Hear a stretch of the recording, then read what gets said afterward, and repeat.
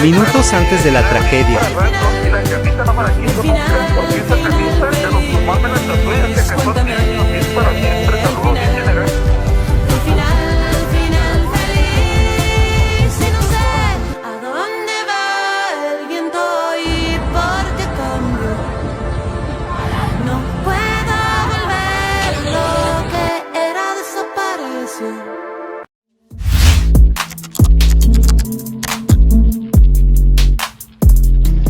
Alright y'all, now they say that crime pays. There was a time in my life that was my favorite line to say.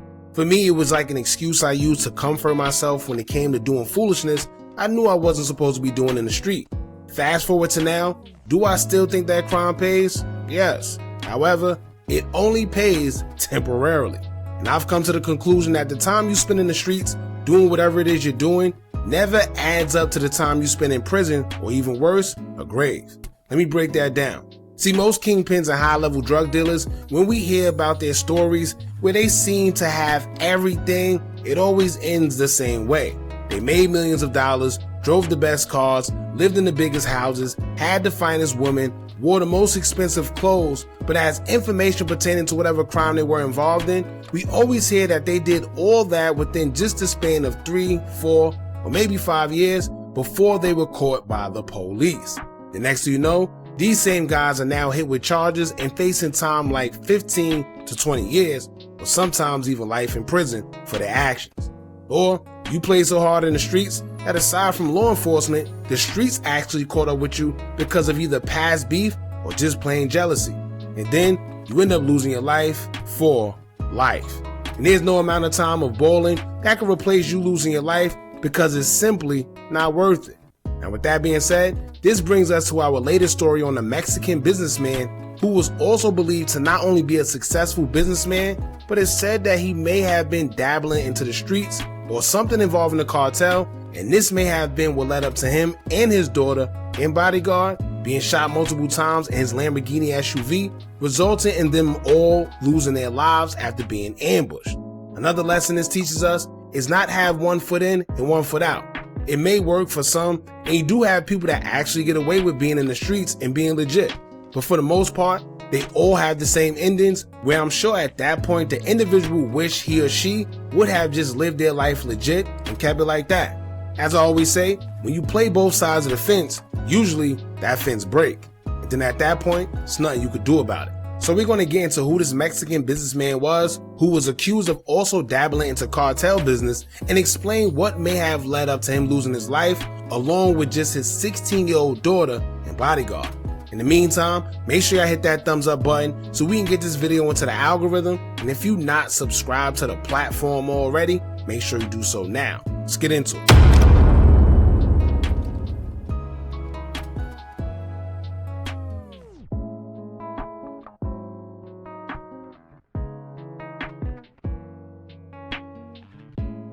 Born in one of Mexico's major cities, Zapopan, in Jalisco, Mexico, was a businessman by the name of Alberto Valencia, aka El Prieto. He was mostly known in the local business community and respected for his professional achievements in family life.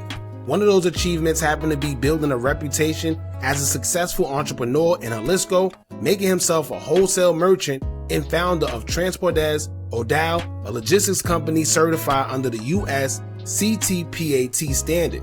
His company dealt with transporting dry boxes, refrigerator units, and container platforms throughout Mexico. The USCTPAT is an acronym that stands for Customs Trade Partnership Against Terrorism. This is a program where business partners with the government to secure international supply chains against terrorism, help find loopholes in the security of transporting, and helping make trade flow more effective. Members include importers, carriers, and manufacturers, but the benefit of this the most is that their goods are inspected less, or sometimes not at all, plus expedited border processing, especially when it came to the US ports.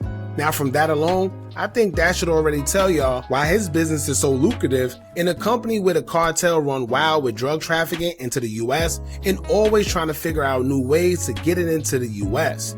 Keep in mind, there's a lot of corruption in Mexico, and And this is why there's rumors spreading that according to reports, Alberto may have denied forced protection from the cartel when it was offered, and instead he went on to hire his own security personnel. Now, if you know anything about the cartel, do you know that that is a no-no?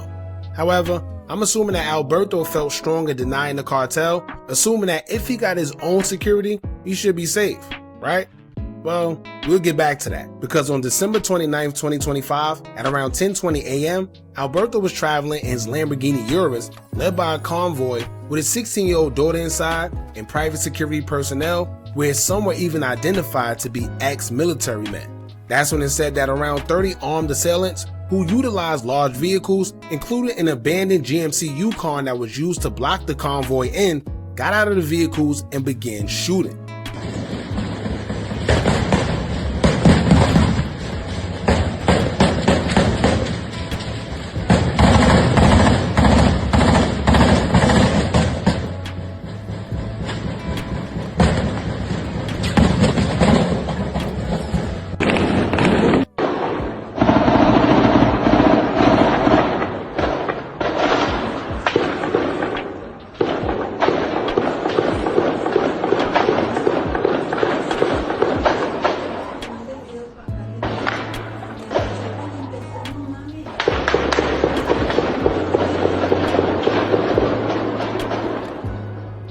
Now, there's videos all over social media and graphic pictures showing Alberto's lifeless body along with his daughters. We can't show it due to YouTube and their guidelines, plus out of respect for Alberto and his family. Now, reports say that the shooting lasted anywhere from 15 to 20 minutes. Investigators say when it was all said and done, over 200 shell casings were found within the area of the shooting, which resulted from firing from the both attackers and Alberto's security personnel. Alberto, his 16-year-old daughter, and one of his bodyguards were shot and unalived in the midst, and 5 others in the area was also wounded but expected to survive. Many people believe that the ambush was due to Alberto being a part of the cartel or pushing drugs. However, this may have not even been the case. Earlier we explained that Alberto refused protection from the cartels, but extortion also may have played a part from the cartels, according to some reports. Now, Alberto was familiar with Mexico as he was a resident, so I'm sure he knew that a shakedown of some sort was going to come from the cartel at some point in time, especially being in the business that he was in.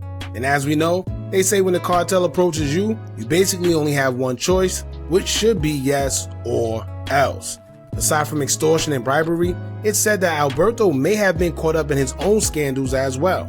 It's believed that the businessman not only had his own transporting company, but claims he was dibbling in the illegal lottery practice, also known to many in Mexico as rifas colombianas. This in English translates to Colombian raffles.